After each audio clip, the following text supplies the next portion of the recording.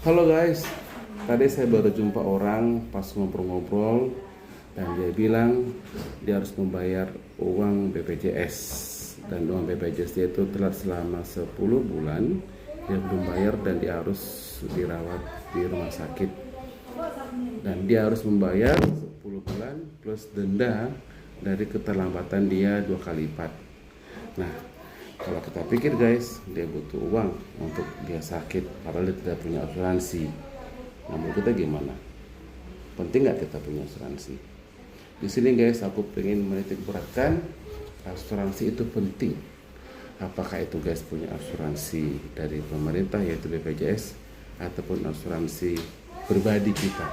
Banyak asuransi private company yang ada di Indonesia bahkan di seluruh dunia, kita bisa memilih. Artinya adalah begitu kita mempunyai asuransi, kita punya sesuatu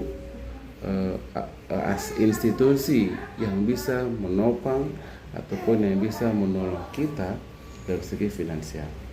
Di saat kita sakit keras, di saat kita membutuhkan uang untuk membayar biaya rumah sakit, kita punya asuransi untuk membayar segala tagihan.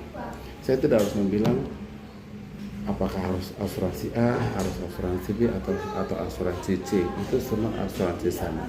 Sifat basicnya adalah sama. Tapi yang perlu saya titik beratkan adalah milikilah asuransi. Karena asuransi itu penting untuk menopang jikalau kita sakit kritis, saat kita sakit keras. Jangan gampangkan, aku sehat kok, aku gak akan sakit kok, untuk apa aku berasuransi. Ingat guys, sakit kita tidak tahu kapan datang. Bencana ataupun sakit kritis kita nggak tahu kapan itu datang.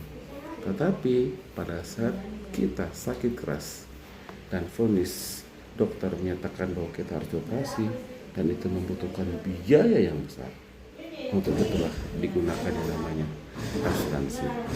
Oke guys, salam sehat dari saya. Oke.